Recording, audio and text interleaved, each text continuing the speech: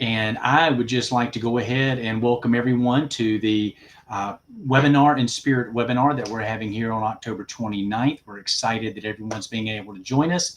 We've got some really great things that we want to share with you, and I'm going to turn it over to Diana very quickly. And you're muted. Hey everyone, my computer's acting a little slow, so had to give it a second to load. But I just want to welcome you to today's webinar. I know we had some glitches with the actual meeting link, but glad to see that it's still here and running. Worst come to worst, we are going to record this regardless, and we'll be able to post this on our YouTube channel. So regardless, everyone will be able to see this. Is it recording, Joe? Let me just... Yes, it's recording. Cool. All right, great. So to give some background information, of course, my name is Diana. I am the Customer Success Manager here at Inspirit. I'm really thrilled to kick some things off. I've had the pleasure of working with most of our customers, of course, on how to integrate VR and Inspirit's content into the classrooms nationwide. And I think our goal today for me and Joe is to make sure that you feel confident using your headsets and VR as a powerful instructional tool. So after I walk us through the agenda, I'll hand it over to Joe, or back to Joe, who will guide you in maximizing the use of your headsets and the content, but most importantly, excited that you're here and ready to dive in. I would also ask, since it's a lighter group right now, I guess 9 out of 10, the questions normally are kind of handled towards the end, but since we're kind of pressed for time, we may change how we handle the questions. But wanted to mention that, of course, we'll be exploring how VR can enhance learning and cover everything that you need to know as far as using Inspirit content with the MetaQuest 2, MetaQuest 3, and the Pico Neo 3 headsets. On the agenda, we'll do a headset overview very lightly, just really going into those 3 headsets, focusing on their features and how they're optimized for the classroom. We'll go into setup and configuration. So really just more so on initial setup steps out of the actual box, so unboxing and maintenance for the headsets. We'll also cover best practices for storing the headsets between use, just to ensure longevity and classroom readiness. We'll also go into optimizing the performance. So provide tips on managing the battery life, improving performance, any troubleshooting on that end, and then classroom integration tips, which will just cover best practices on using actual VR in a collaborative space, whether that's in smaller groups, managing the content, and just keeping students engaged overall.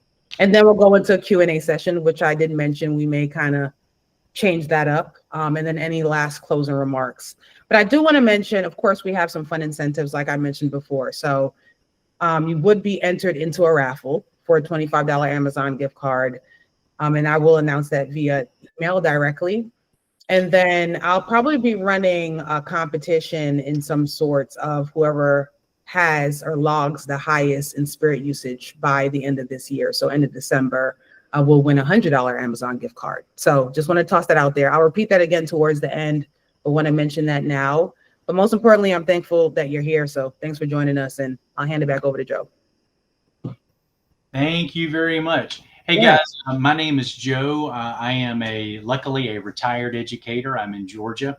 I finished up about 34 years. I've been an elementary teacher, middle school teacher, high school teacher, middle school administrator, high school administrator, career tech supervisor.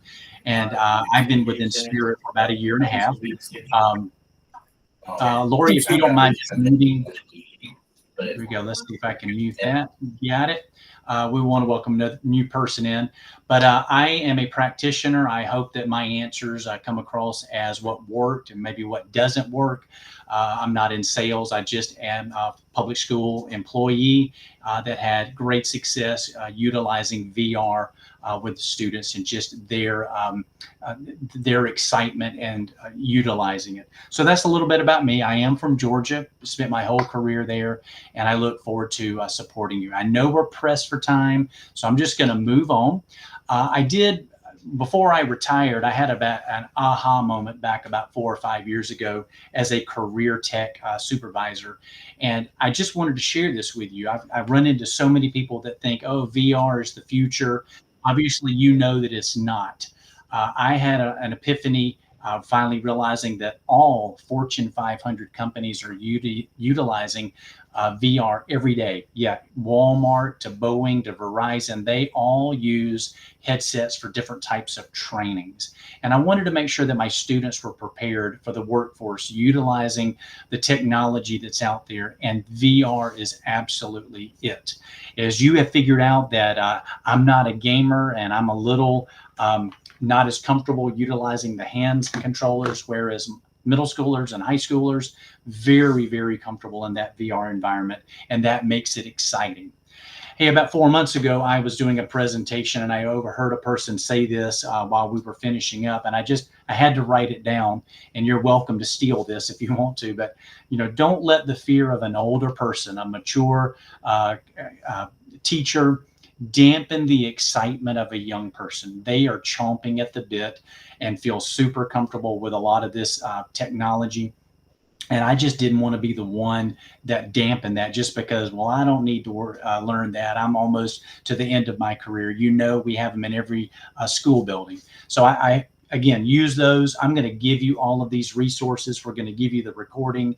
And if you can utilize it, I hope you will.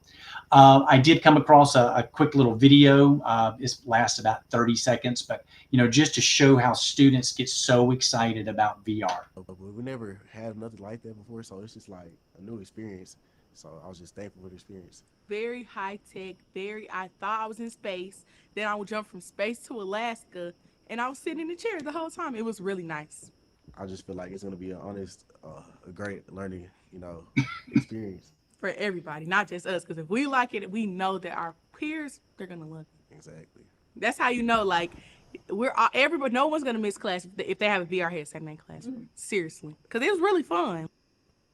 Great. I don't know if you heard that, the voice in there. If not, it'll be in the recording, but they're just talking about their excitement.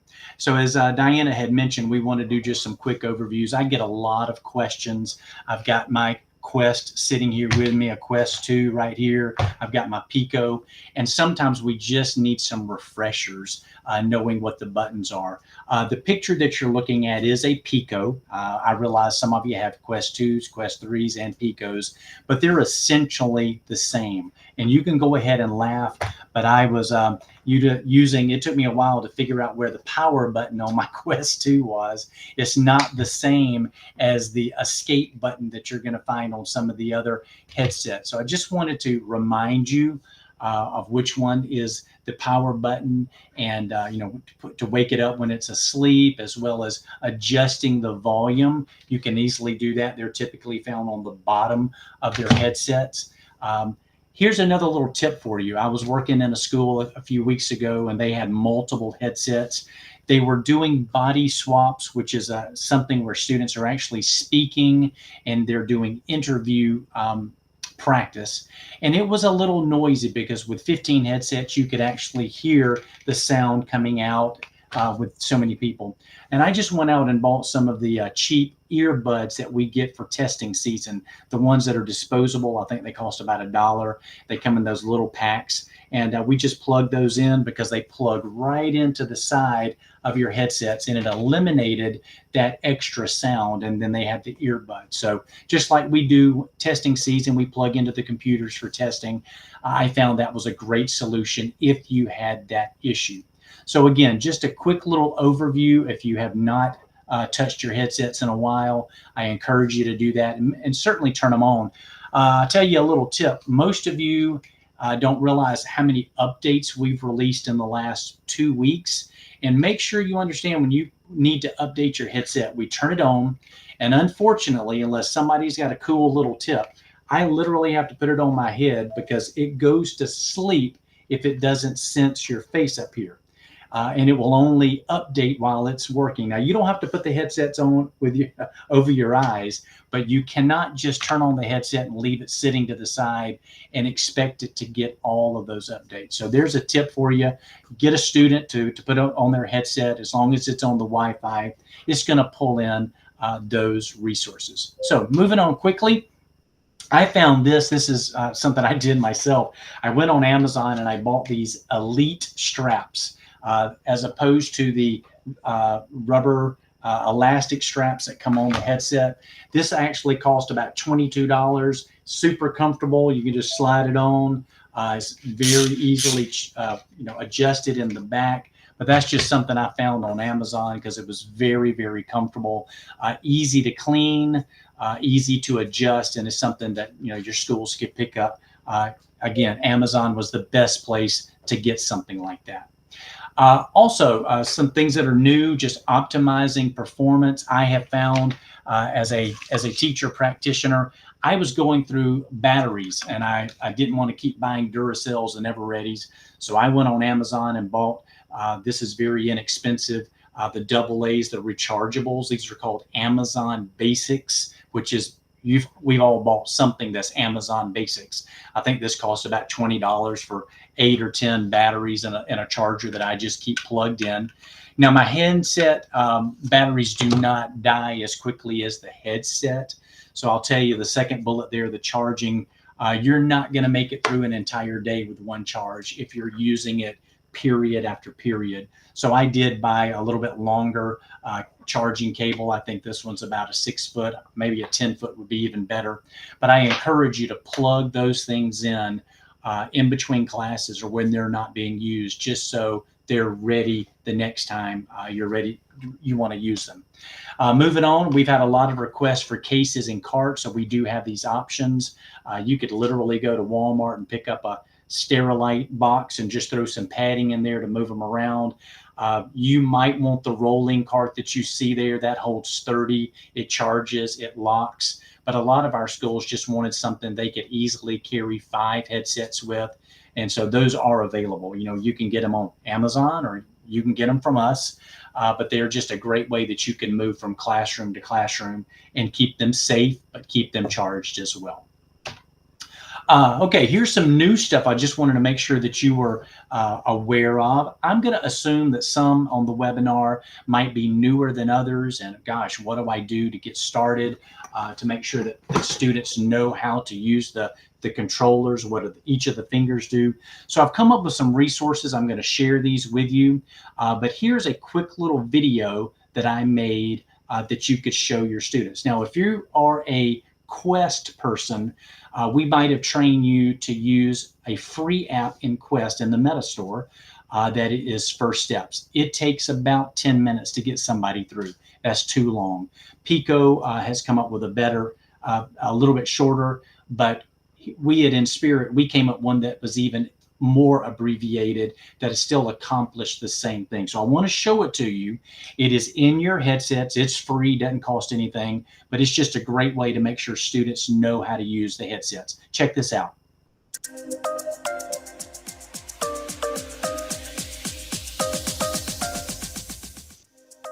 So we go into the headset and we're going to continue with the tutorial, and it's going to make you push the A button, the A, B, the X, Y.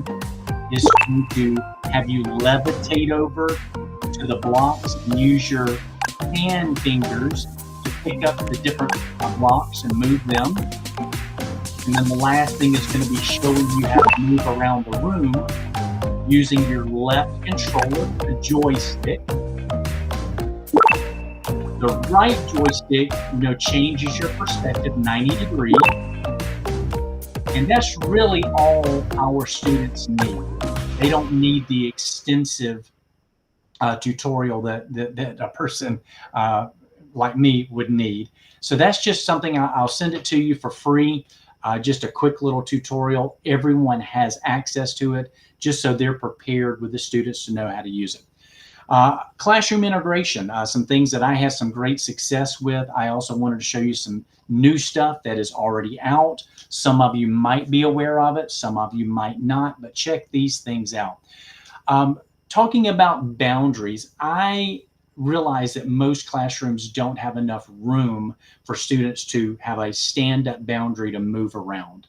I had a lot more success just letting my students sit in their desks using the stationary boundary. This might be new to some of you, but when you're in your boundaries, when you turn on the headset, it's going to allow you to sit in a chair, make a small circle around you, and then you're not up bumping around each other.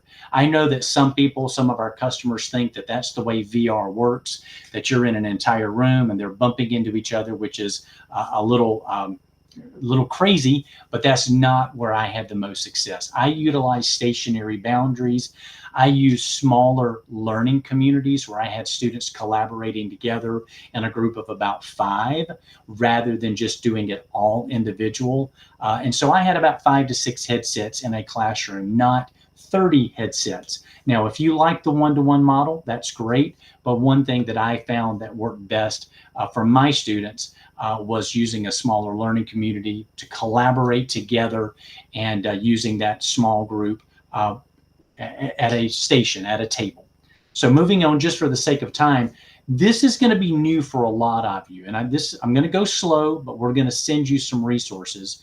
But what you're going to find now in your headsets, if you have not looked in there, this is what the splash screen is going to look like for your students. We've streamlined it. We did that because we have so much content coming out. We found that direct launching, what that means is where you go and click on the app to launch it. We could not keep up with the content. We have so much that we're putting in that a lot of you have access to. So we changed over to where everything would be launched from that purple Inspirit app that you're looking at on your screen. Now, I'm going to go through this very slowly for you and kind of explain. It makes it easier and it gives you, the teacher, the control of what is being launched and what students are doing. This is going to go hand in glove with our new LMS, which is going to be released in the very near future. We have one big release that's coming out later this week as we move to integrating all of our content into your learning management system. So you, the teacher, have control. So this is what I want you to see. Y'all all know what a Kahoot is. So we've designed it like a Kahoot. Number one, teacher is going to go on their laptop and you're going to search for the resource that you're looking for.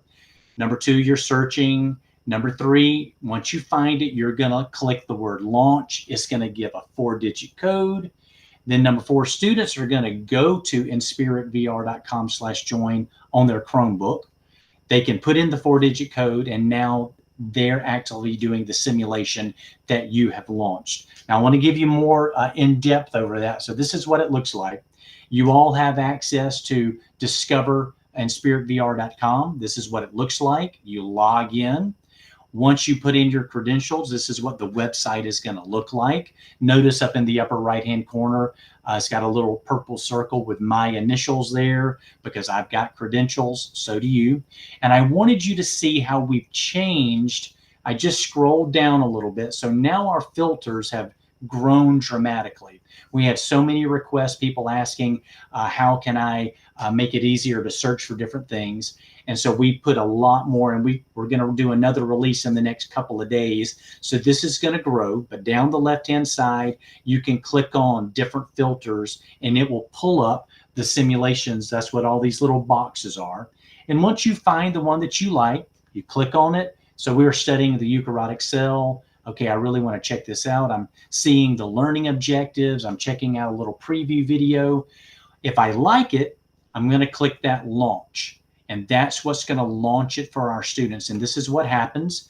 It gives me my 4-digit code in the upper left-hand corner. That's what I would be telling the students. They would go into their headset and put in that code.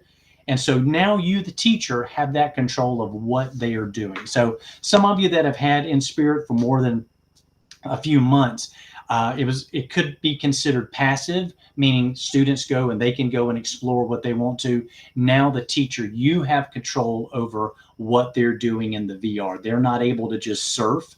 Now remember, they can never go to YouTube. They can never go to the App Store. But at least this way, you're going to have the control of what you're assigning for that student to do. Now I know that was quick. I'm going to send you resources, some videos and so forth. But what I just told you is, we're going to go to our Innovative Learning Hub website. You're going to search for resources and launch the simulation that you want, and that's where you're going to get your code. Again, this is the short version, but check out this little video for you. I made this. This will explain it to you. So we go to our website. log in. So I'm now on my website. I'm going to start searching. I'm going to click the word launch. This is what I see. There's my 4-digit code. That's what the students are going to need to know. Now, this is actually what it looks like inside the headset. So there's my splash screen. I'm going to click on the purple Inspirit app. Every student is going to, it's always going to ask, do you have internet? They just click continue.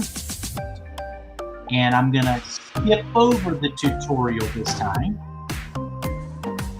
And this is where I put in my 4-digit code of the simulation. Now this is what it looks like actually moving.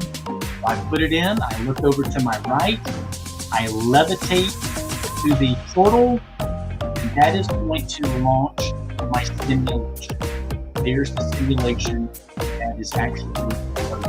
And the teacher, whenever the class is over, you click end session, and it will absolutely turn off for all the students. So that's again a short version of how that's going to work, how it works now. We'll send you some resources, but that's going to give you more control and allow us to continue to put more resources out there. So hey, check this out. We want to give back to you.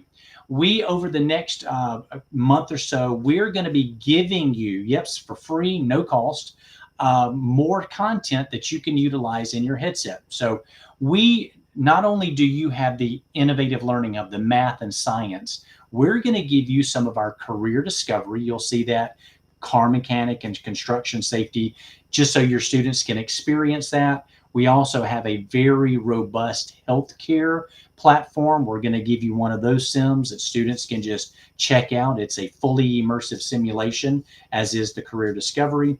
And this is the coolest one to me. We also offer a lot of soft skills. So we're going to give this to you at no cost. So you can let students practice job interview. And it's really cool because it actually, students put on their headset. It's going to record their voice, record their eye contact, their hand gestures, as well as their use of filler words. And then it gives all of those analytics back to help them practice to know how to do a job interview. It's great for high school students, even middle school students, but it's just a great way for them to learn how to communicate. Now, how will you know when this comes out? Well, Diana's going to send you an email telling you, hey, it's rolled out. And again, it is totally free. You're going to find it all in that Learning Hub. It's all going to show up there and you'll be able to launch it. Okay, I think I've already talked about the batteries and so forth, optimizing. This is a new thing.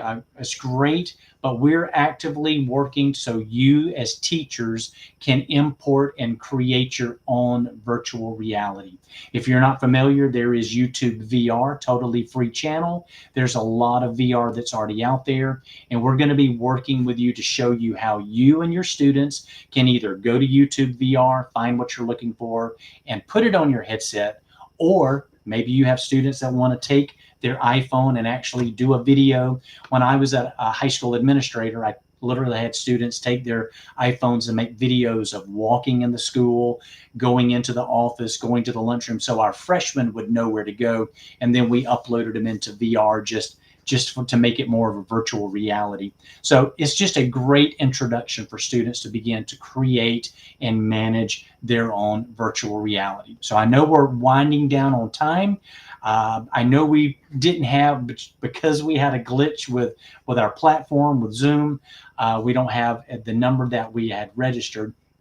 But in the future, we would certainly have time for Q&A and answer those questions. So we're going to skip over that right now, and we're going to jump to, because Diana did mention, hopefully she's still with us and I can jump back in here. But we are going to be giving away a gift card. We'll just basically do a drawing for those people here, and then we're going to just email you. But don't forget, this was the cool one that she mentioned earlier. Yeah, we're going to give away $100 for the school from now till the end of December. that has the most usage. Now, some of you are going, well, how do they know? Well, believe it or not, we can see on our web-based platform which headsets are turned on, which ones have been updated, how many hours of usage or minutes and so forth. So that's how we can do it. We're not Big Brother. We're not looking over your shoulder, but we can certainly see if they're being utilized and if they have the right content loaded on them and so forth. So if you're one of those that are using it, hopefully you are. We're going to give away $100 at our next webinar. Now, this is what Diane and I have learned today, that Zoom was not our friend. It kicked us out, and we're just probably going to use a Google Meet, but we're going to set up our next one for January the 28th. We're going to send you a way to register for that, just so we can communicate directly with you. The idea with the webinars is just to have a community of users, a community of practitioners sharing ideas. Today was my first one. And again, I appreciate you listening to us. But our goal is to just develop a community where we can share those ideas. Eventually, there could be opportunities that we might get you to go out and do a training for us, something in your neck of the woods. And that you could always use a little bit of extra for that.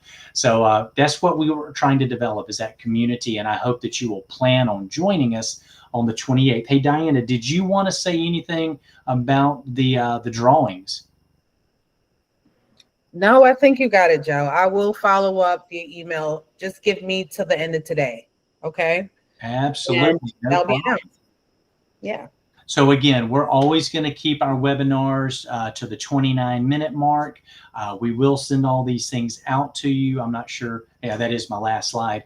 But we hope that you'll jump back in with us January the 28th. We had a good number of people. I mean, like a lot of people registered. And because of that last minute glitch, don't you love technology? We just could not get Zoom to work. So saying that, you know, at some point you're going to have a glitch with headsets, and hopefully you're not afraid. So every now and then I just have to power mine down and reboot it, and it comes right back up and works just fine. So I don't want that to discourage some of your other teachers at your building level. So hopefully you'll tell them that. Hey, one last little thing, I had it sitting here. I have found that these little wet ones are fantastic for sanitizing my headsets when I'm out and about. So instead of using these Lysol wipes, because I have found if Lysol wipes gets on the lenses, it really streaks them up. And I have found that the wet ones, it has less abrasive chemicals, but they do a great job of sanitizing. Again, quick little tip. I think this was 99 cents at Walmart, and it lasts me 6 months. But that's just something, a way that we can try to keep sanitary. So there's our actually 28 minutes. So we're so glad you joined us, and I am going to stop the recording and hope you all have a fantastic afternoon, and hope to see you again January the 28th. Thank you.